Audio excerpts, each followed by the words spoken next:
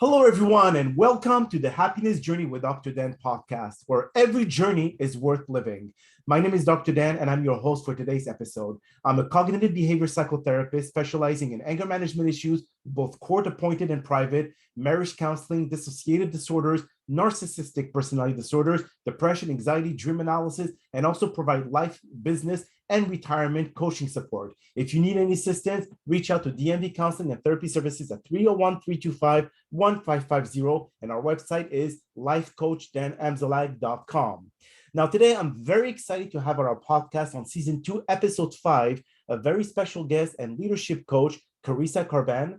Just like every of my past episodes, I will leave it up to the guest to properly introduce themselves, as no one can do a better job. Carissa, the floor is yours. Thank you so much, Dr. Dan. I'm very thrilled to be here.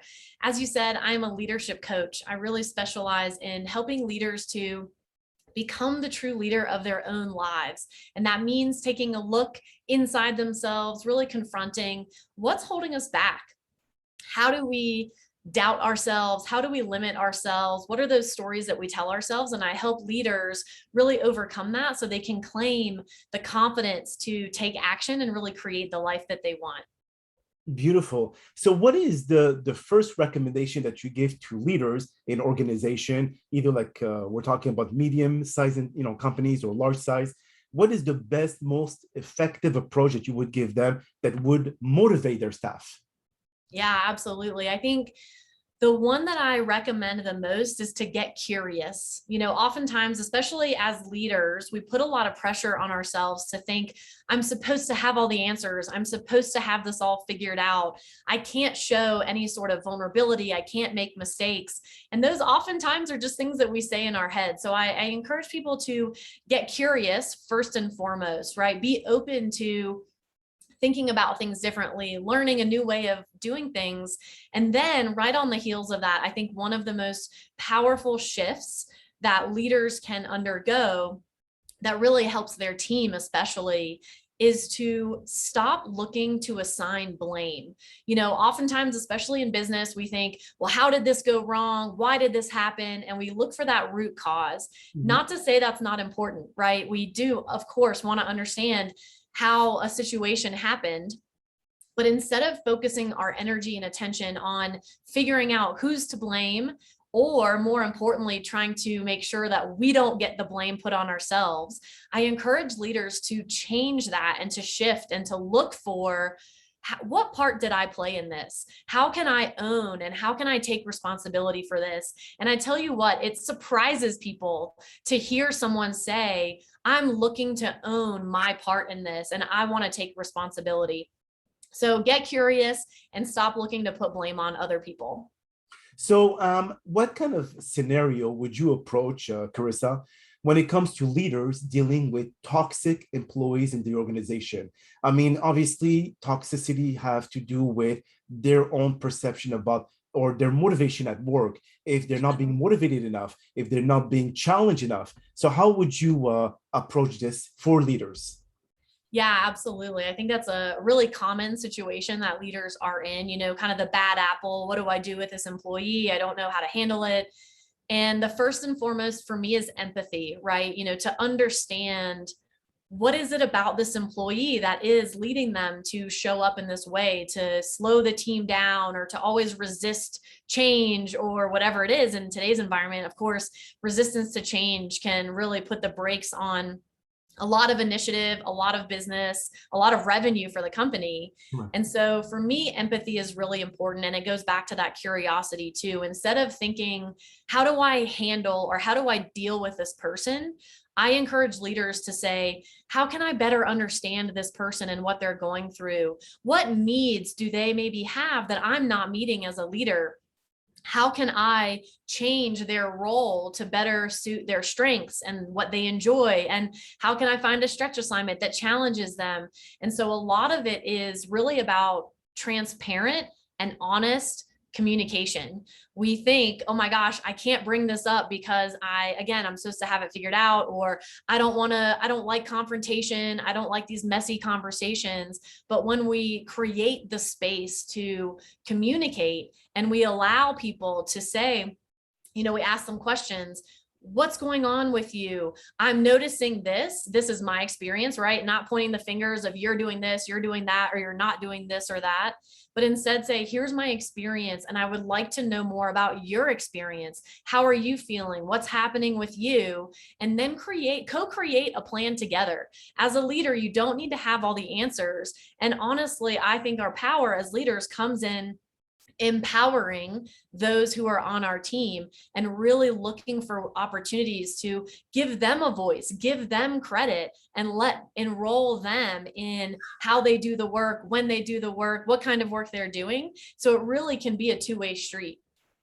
I'm sure that you may relate to this movie Up in the Air with George Clooney, where he was sent to different companies and fired those who actually Yes. are. Yes. So, is that really something that leaders would actually utilize instead of them being the mean person to fire others? They will subcontract it to other companies to do the dirty job?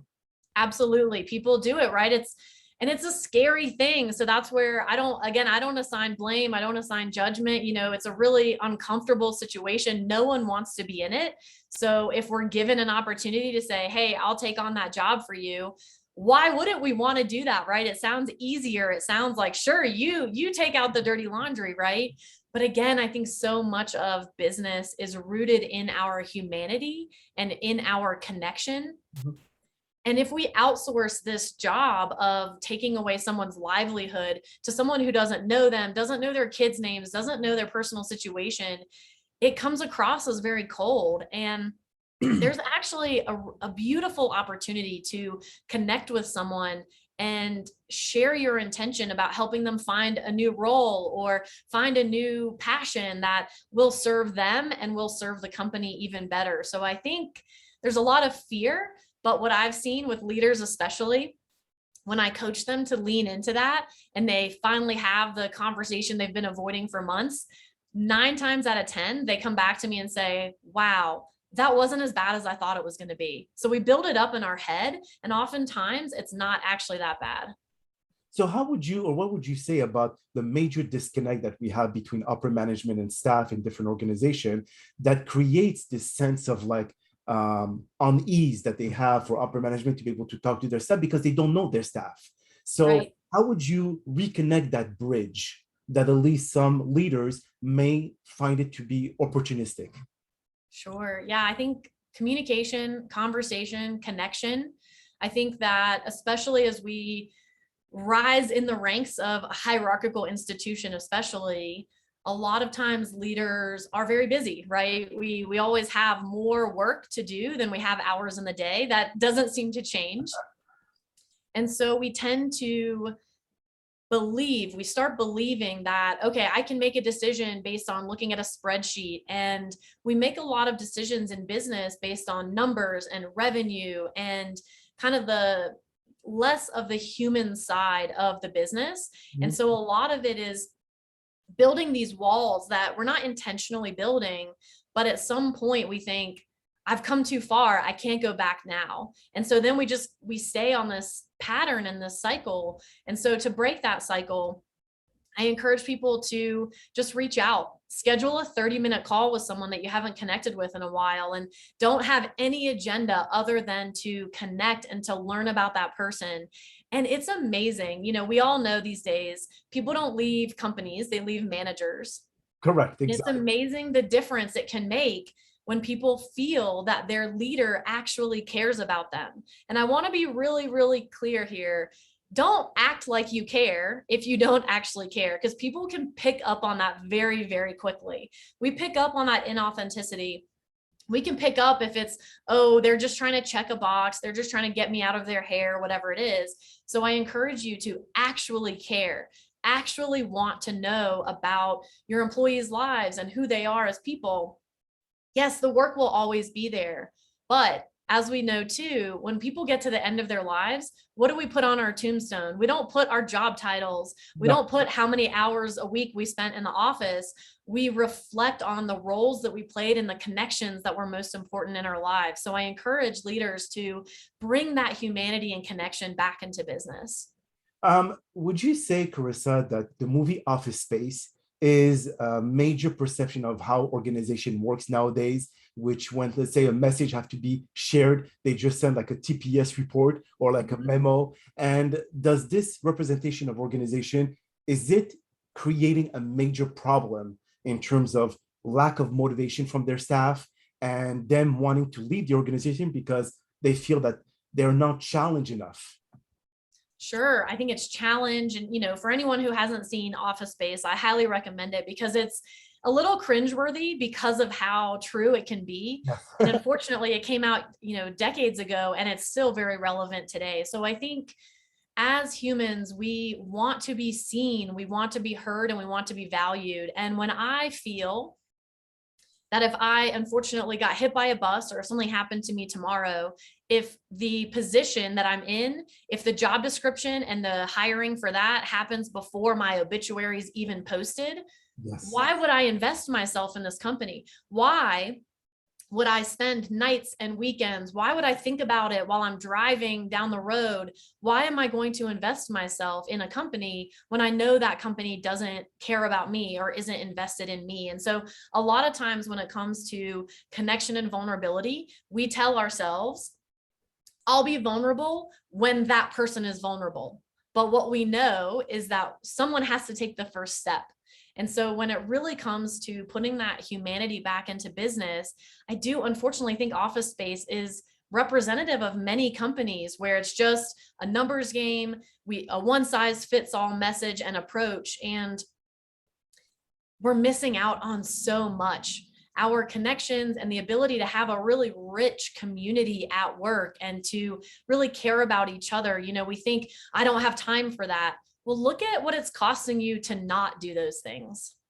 Well, that's a very good point. But now, how can you allow leaders, especially now in the 21st century, or especially after this pandemic, now that everything is done remotely, do they still have the power to impact their staff to stay motivated now that there's not much face-to-face happening anymore? So the level of, or I would say the method of motivation that they used to do in the past no longer is applicable today. So how would you go around that? Wow, great question, especially in like you said, the pandemic, the great resignation that we're living through right now. And I think we need to adapt, right? Thinking about, oh, I'm just transferring all of my meetings online and it's just business as usual, doesn't work. And so what I really encourage people to do is be proactive, take the initiative, figure out what does work for you. Is it a weekly happy hour with your team? Is it an icebreaker at the beginning of your team meetings? There are a lot of ways to fuel connection, even in a remote environment. But when it comes to motivation, you said something really interesting. Now that we're not face to face, I think it's also about recognizing how often leaders use fear, scarcity, and control to quote unquote motivate their workers. So in a remote environment where you can't see, you can't look over someone's shoulder, you can't pop into their office or their desk space unannounced, they're not looking over their shoulder. We need trust more than ever. So I actually think there's a beautiful opportunity for leaders to adapt.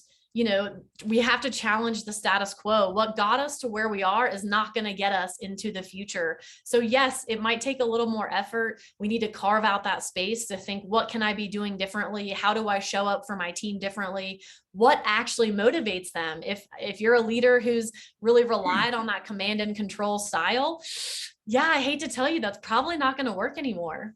That's a good point.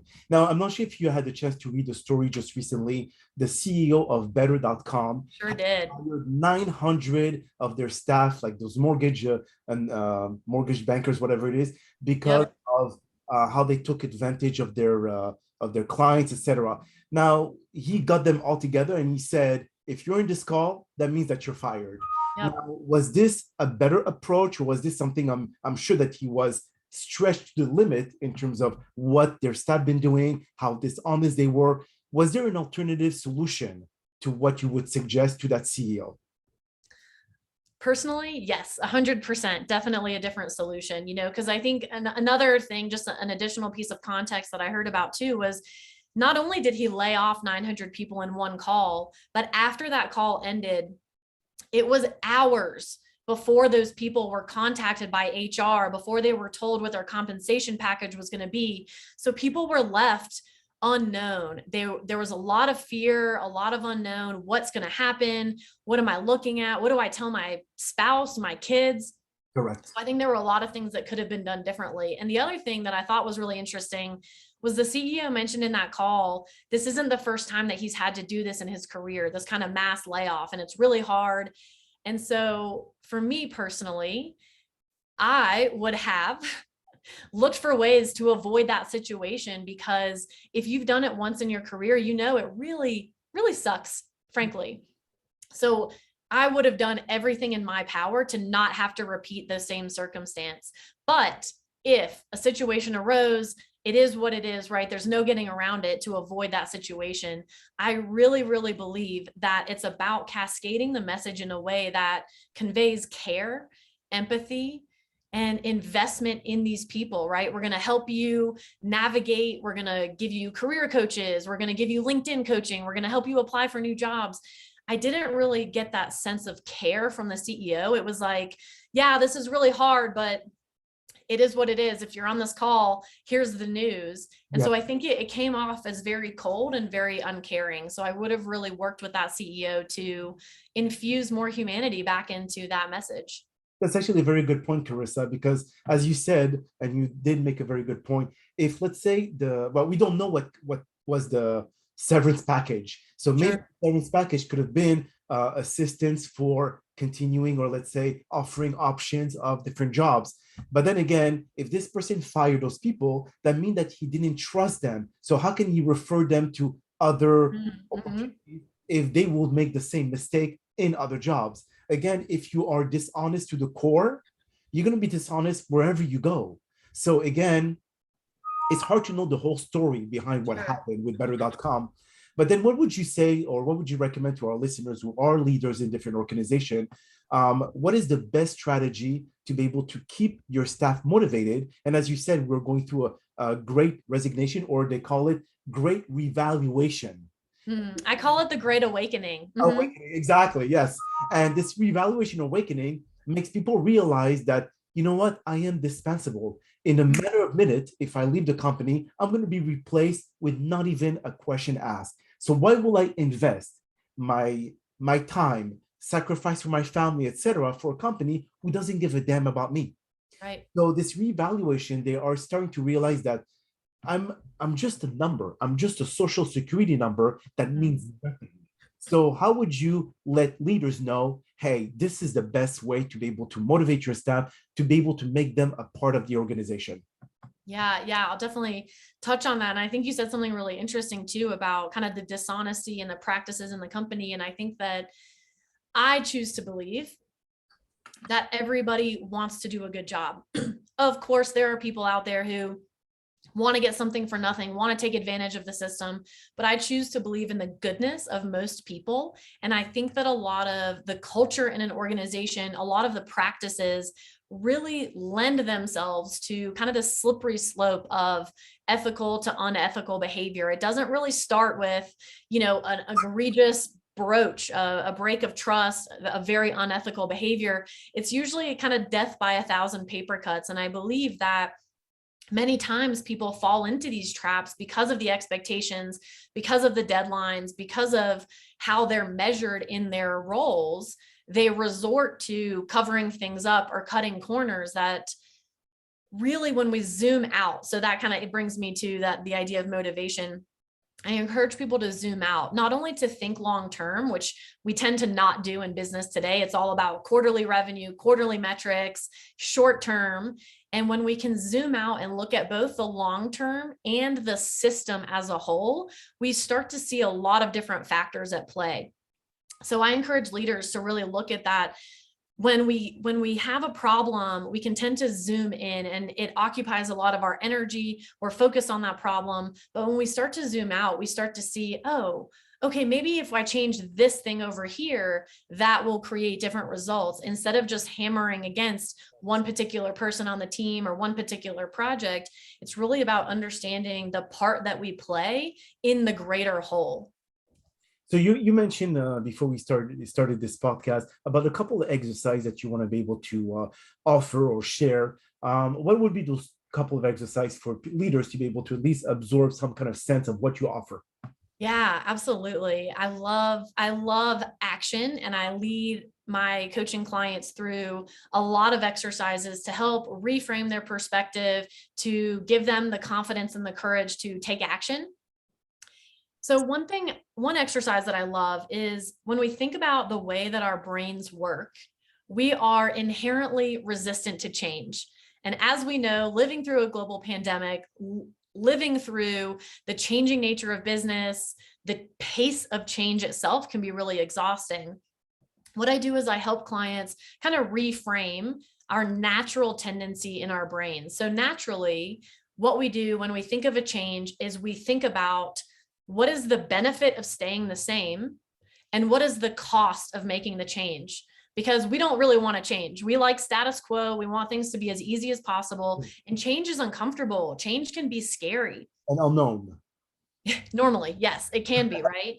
And so this way of reframing, instead of thinking about the benefit of staying the same and the cost of making the change, I give people an exercise to instead think of what is it costing you to stay the same and what are the benefits to making the change. And so it's just a reversal of how we think about that change. And oftentimes people come back and say, wow, I hadn't even thought there are so many benefits to making this change that make me excited and I'm not scared anymore. Or they come to me and they say, wow, I didn't realize that staying the same was really holding me back in these areas. It wasn't until I thought of the cost of this change that now I don't want to stay the same because it's costing me all of this. So that's one exercise, is that reversal of cost and benefit when thinking about a change. Beautiful. That's actually a very good point. And it's just a changing of words and scenarios that change Mhm. the whole dynamic on how people can actually or how leaders can actually perceive the changes that they want to invest into the company. And what would be the second exercise? Yeah, I love it's similar, right? In terms of how we change the language that we use. And so when we think about our negativity bias, we tend to latch on to negative things. Think about it when someone gives you a compliment, oftentimes we deflect it, we don't really believe it. But if someone says something negative, it spins in our head all day, right? We're kind of wired to think more and focus about the negative things in our lives. So one exercise that I also help people do is to change have to, I have to do this, into I get to do this. And here's a perfect example. I have to pay my bills. That may not feel like a choice that we have. I have to pay my bills. But when you really think about it, it is a choice. You don't have to pay your bills. Sure, your electricity might get cut off, your water might get cut off. There are consequences to not doing that. So you choose to pay your bills so that you can continue to enjoy the amenities and the luxuries and the electricity that you have, for instance. And so it's really about reframing it into let's say you're complaining about doing the dishes after dinner. So instead of I have to do the dishes, thinking, wow, I get to do the dishes because it means I was able to feed my family, right? So it's such a shift into gratitude, Yes. into, I get to do these things and I choose to. Because oftentimes when we think I have to, we feel out of control. We feel like it's not up to us and we don't have a choice. So when we really start to embrace that everything that we do in our lives is actually a choice, again, it may not feel like a choice, but we're still trying to avoid a negative consequence that we don't want. So it's really about shifting from I have to do this into I get to do this. It's basically changing perception of what 100%. element is. And And actually, perception is reality. that is correct. And it's interesting because if you have no dishes to clean, that means that you didn't have any food to serve. So that's Exactly. very, very deep. Now, if any of the leaders or as listeners, they want to be able to reach out to you, Carissa, where can they find you? Absolutely. If you can figure out how to spell my name, then it's not very hard. So it's my website is carissakarban.com. Very easy to find me. Good. On LinkedIn, my name, Carissa Karban. Instagram, my handle is the same.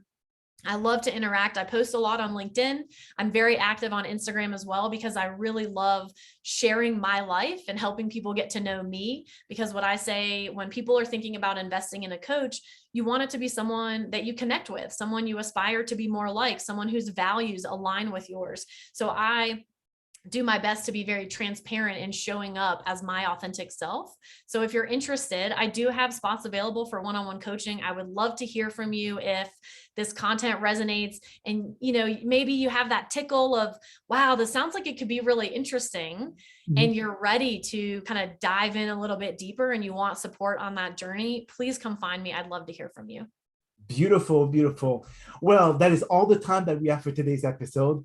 I do appreciate you, Carissa, for taking the time out of your very busy schedule to join us. And again, thank you so much for participating and inspiring our many listeners with your incredible story and knowledge. Now, we hope that you have all enjoyed today's episode, especially for all the leaders out there. I'm very excited about the many upcoming guests that we have scheduled for the Happiness Journey podcast on season 2, filled with inspirational stories just like the one that you listened to today. Now, here are a few concluding words of wisdom. Discipline is the bridge between goals and accomplishment. Just like action and belief are bridges between thoughts and things through the laws of attraction. To succeed, you have to go all the way and not half-ass. Remember that success will never come and look for you, but you must go out there and look for it. Every day is a new day and also is a chance for you to change your life for the better. Never linger too much into the past. And there's a reason why the car's windshield is so much bigger than the rear view mirror. So many more opportunities are open in front of you and not in the back. My name is Dr. Dan Amzalag, and you may all keep pursuing your amazing journey in life.